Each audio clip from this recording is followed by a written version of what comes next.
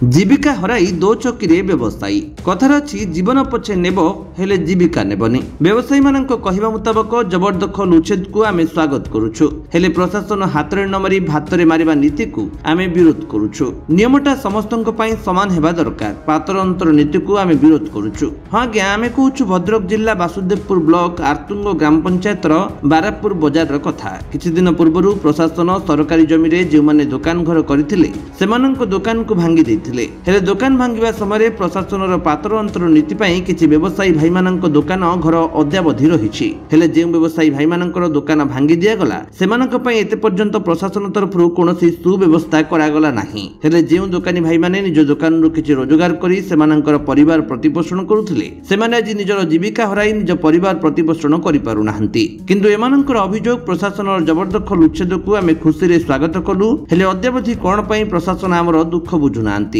एने किछि व्यवसायी भाई निजर प्रतिक्रिया दैथिया बेले आमे भेटिथिलु आर्तु ग्राम पंचायत सरपंच को आसंतु सुनि नेबा सरपंच प्रतिक्रिया। आगे जो दुकान भाई माने अभियोग करछंती जे दुकान भागा हलानी ता थैथान करा जाय नै देखत आज्ञा जो दुकान घर पई किछि दुकानी भाई माने गतकाली जाई तहसीलदारଙ୍କ पाखरे अभियोग करिथिले सेमानकर घर भांगी जायछि सेमाननको थैथान करिया पई वर्तमान जो किछि दुकान रही जायछि सेमाने हाईकोर्ट रु ऑर्डर आनिकी सेमानकर जेहेतु तहसीलदारଙ୍କ पाखरे प्रदान कले सेथिपई सेमानकर रहिला किछि दुकानी सेमानଙ୍କୁ मु माने ये निर्विशेष रे समस्तଙ୍କୁ डाकिथिली जे आसिकी बस जो हाईकोर्ट रो केसटा जणे बंधु करिसंती से ता एरे कोन करा जाई परिबो सेमाने आसिले दुई गोटी मीटिंग बसिले बसिला परे तापरे सेमानଙ୍କୁ जतेबेले डका गला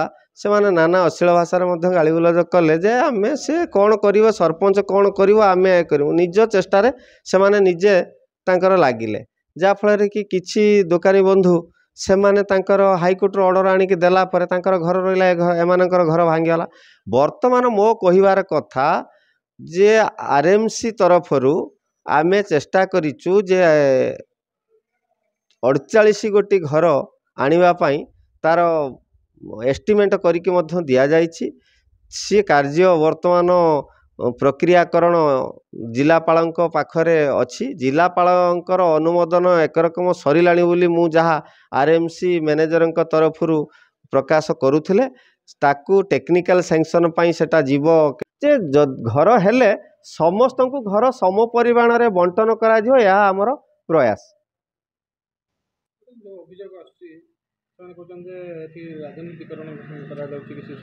देखु आज्ञा राजनीतिकरण किए करिवो सेते बेले तो सरकार मु जदियो सरपंच निर्दलीय भाव में समस्त को डाकी मो पाखु किछि आसिले किछि आसिलेनी तापरे सरकार तो गोटे दलर थिला एमएलए थिले सी राजनीति किए करिवो जी तो केस करिछि से बंधु माने तांके सहित तो अछंती सेठी राजनीतिकरण किए करिवो वर्तमान किछि राजनीतिकरण आज्ञा नुहे से माने एटा को भित्तिहीन और अमूलक भाव में मंतव्य प्रदान करूछंती। वर्तमान सेठी जो घर भंगा है किछि लोकंकर आज्ञा पातर अंतर नीति करा है किछि पातर अंतर आज्ञा नुहे जी कोर्ट रे मान्यवर हाईकोर्टंकर ऑर्डर आनिकी तहसीलदारଙ୍କ पाखरे आ मान्यवर सब माननीय सब कलेक्टर पाखरे पहुँचिले तांकर घर रहिला जो बंधु माने तांकर ऑर्डर आनी पारले नाही हाईकोर्ट रो ऑर्डर आनिलेनी तांकर तहसीलदार ताकू भांगी देले सेथिरे राजनीति किए करिवो एठी किछि राजनीति करा जाय नै आज्ञा एठी थैथान पई पर आज्ञा 48 गोटी घर पई मु आरएमसी को अनुमोदन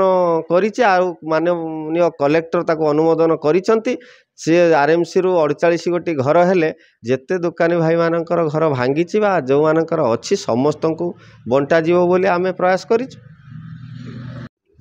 माने मुक्तिकांत साहू आम गरीब लोक आम घरटी भांगी देले आसी आम फुटपाथ रे होची जरी टांगी आम घर दुकान करछे तेणु आम तो कौन उपाय आम कुआड़ जीवा भाई आम सक्षम ना 50-55 वर्ष होगा आ जो मैंने घर से पैसा पत्र दे घर रखिंट तांकर भी किसी पदक्षेप नौना प्लस आम दुकानटा को अनेसरी भांगीदे भांगीदेला आम बर्तमान पूरा निरुपाय आमर कौन प्रकार उपाय किसी ना आम बाध्य हो आज मीडिया वाला डाकिक आम आज माने भिजुआलिटी आम देखौचे देखुन सार आम कौन कर किसी उपाय ना आ बाध्य होगी बर्तमान हूँ आम कौन करूँ आम किसी डिसाइड नहीं तथा भावुँ आम जा तहसीलदार पाखे कही गुहार देलु जदि आम कथा सी न शुणे आम 21 तारीख जाकि धारणा बसू।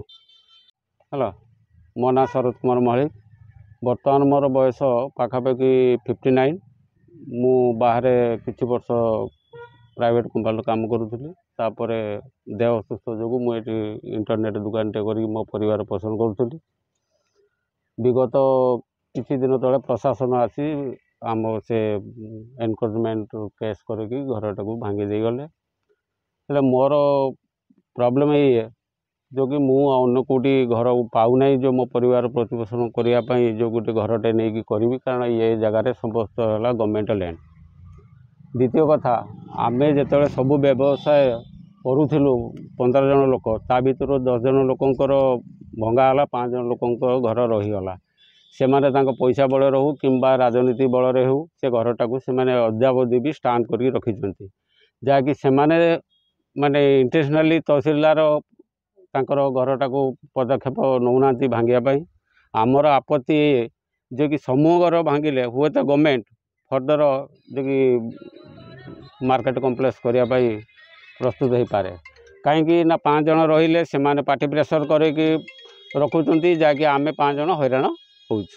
ତେଣୁ ମୋର ବିନୀତ ଅନୁରୋଧ ପ୍ରଶାସନକୁ ଯେ କି ଯଥାଶୀଘ୍ର ଆମର ମାର୍କେଟ କମ୍ପ୍ଲେକ୍ସ ବ୍ୟବସ୍ଥା କଲେ ହୁଏତ ଆମେ ଆମର ବ୍ୟବସାୟଟା ସୁରୁଖୁରୁ ଭାବରେ ଚଳାଇ ପାରିବୁ। ମୋ ନାଁ ବିଶ୍ୱଜିତ ସାହୁ। ଆଉ ଏଇ ଆରତୁଙ୍ଗ ପଞ୍ଚାୟତ ବାରାପୁର ଶଙ୍ଖାର ବାସିନ୍ଦା। ଆମର ଏଇଠି ଛୋଟ ବ୍ୟବସାୟ, ଆମେ ସବୁ ବ୍ୟବସାୟ କରି ଏଇଠି ଚଳୁଥିଲୁ। କିନ୍ତୁ ବଡ଼ ଦୁଃଖର କଥା, ଆଜିକୁ ବର୍ଷେ ପାଖାପାଖି ହେଇଯିବ ଯେଉଁ ମାନେ ଯାହାକି କୋର୍ଟର ନୋଟିସ୍ ଆସିଲା ଯାଇକି ଘର ଭଙ୍ଗାଯିବା ପାଇଁ। ଆଉ କିଛି ତା ଫଳରେ ନୋଟିସ୍ ଫଳରେ ଯେତେବେଳେ ଆମକୁ ଆର୍ଆଇ କିମ୍ବା ତହସିଲଦାର ଆସିକି ଯେତେବେଳେ ନୋଟିସ୍ ଯେତେବେଳେ ପହଞ୍ଚାଇଲେ, ଆମେ ସରକାରଙ୍କ କଥାକୁ ସ୍ୱାଗତ ଜଣାଇ କିଛି ଆମେ ଯେଉଁ ବ୍ୟବସାୟୀ ଆମେ କ'ଣ କଲୁ ନା ଆମ ଘର ସବୁ ଫାଙ୍କା କଲୁ।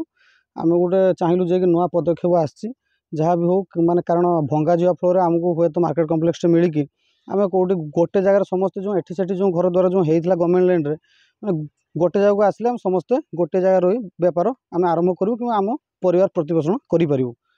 କିନ୍ତୁ ଆମେ ଯେଉଁମାନେ ସ୍ୱାଗତ ଜଣେଇ ଆମ ଘରଟିକୁ ଆମେ ଛାଡ଼ିଦେଲୁ, ଯେଉଁଟାକି ଆମର ହେଉଛି ଆସିଥିଲେ ପ୍ରଶାସନିକ ହେଉଛି ସ୍ତରରେ ଯେଉଁ ଆସିଥିଲେ, ଆସିକି ଜେସିବି ଫେସିବି ନେଇକି ଆସିଲେ, ଭଙ୍ଗାରୁଜା କଲେ। ଆମ ହେଉଛି ତହସିଲଦାର ଆସିଥିଲେ, ଫୋର୍ସ ମଧ୍ୟ ଆସିଥିଲା, ଯାହା ବି ହେଉ। ଆଉ ସେ ଭଙ୍ଗାରୁଜା କଲା ପରେ ଆମ ଘରଟି ଭାଙ୍ଗିଗଲା। ତାପରେ ଆଉ କିଛି ବ୍ୟବସାୟୀ ଆମର ଯେଉଁ ଭାଇମାନେ ସେମାନେ ସବୁ କେସ୍ ପତ୍ର କରିକି ତାଙ୍କ ଘରଟି ଅକ୍ତିଆର କରିକି ଏବେ ଯାଏ ମଧ୍ୟ ଅଛି। ଆଉ ଆମର ବର୍ତ୍ତମାନ ଗୁହାରି ଏଇଆ, ଯେଉଁଟାକି ଆମର ଯେଉଁ ବ୍ୟବସାୟୀ ଭାଇମାନଙ୍କର ଘର ଯେଉଁ ଭାଙ୍ଗି ହେଇଛି, ଆପଣମାନେ ଭିଜୁଆଲ୍ ନେଇପାରିବେ, ସେମାନେ ରାସ୍ତା ପାଖରେ ଜରି ଆଡ଼େଇକି ବସୁଛନ୍ତି, ଯେଉଁଟାକି ଏଇଖିଣା ତ ମନସୁନ୍ ସିଜିନ୍, ଯେଉଁଟାକି ସେମାନଙ୍କ ପକ୍ଷରେ ସମ୍ଭବପର ହେଇପାରୁନି ବେପାର କରିବା ପାଇଁ, ପାଣି ଗଳୁଛି। ଆଉ ସେମାନଙ୍କର ଘର କେମିତି ପୋଷିବେ? ସେମାନଙ୍କର ମଧ୍ୟ ବୟସ ମଧ୍ୟ ହେଲାଣି, ଆଉ ତାଙ୍କର ବୟସ ନାହିଁ ଯେଉଁଟାକି ସେ ଯାଇକି ବାহিরে କିଛି କାମ କରିକି ତାଙ୍କ ପରିବାର ପୋଷିବା ପାଇଁ। ଆଉ ଗରିବ ଲୋକ ତ ସାଧାରଣତଃ ଘର ପାଖରେ ଗୋଟେ ଛୋଟ ଦୋକାନ, ପାନ ଦୋକାନଟେ ହେଉ, ଚା ଦୋକାନଟେ ହେଉ, ସେ ତ କରିକି ବସିବ। ଆଉ ଯଦି ତାର ଯଦି ପରିବାର ପୋଷିବା ପାଇଁ ସେ ଦୋକାନ ଯଦି କରିକି ଯଦି ପରିବାର ପୋଷୁଥିଲା, ତାକୁ ଯଦି ସରକାରୀଙ୍କ ସ୍ତରରେ ଯଦି ଆପଣମାନେ ଆସି ଯଦି ଭାଙ୍ଗିଦେଲେ କଲେ, ସେ ବର୍ତ୍ତମାନ ତାର ପରିବାର ମାନେ ପୋଷିବା ପାଇଁ ତାକୁ ବହୁତ ଅସୁବିଧାର ସମ୍ମୁଖୀନ ହେବା ପାଇଁ ପଡ଼ୁଛି। ଆମେ ଏତିକି ଗୁହାରି କରୁଛୁ ଯେଉଁଟାକି ଆମକୁ କେମିତିକା ଥଇଥାନର ବ୍ୟବସ୍ଥା କରାଯାଉ, ମାର୍କେଟ କମ୍ପ୍ଲେକ୍ସ ହୋଇ ଯଥାଶୀଘ୍ର ଆମକୁ ଗୋଟେ ଗୋଟେ ଘର ଦେଲେ ଆମେ ସରକାରଙ୍କ ପାଖରେ ଚିର ଉପକୃତ ହୋଇ ରହିବୁ। ଏବେ ଦେଖିବାକୁ ବାକି ରହିଲା କେବେ ସୁଧୁରିବ ବ୍ୟବସାୟୀ ଭାଇମାନଙ୍କର ଦୁଃଖ। ଭଦ୍ରକରୁ ଲକ୍ଷ୍ମୀକାନ୍ତ ମହାନ୍ତିଙ୍କ ରିପୋର୍ଟ, ବିଶ୍ୱ ବିଜୟୀ ନ୍ୟୁଜ୍ ଓଡ଼ିଶା।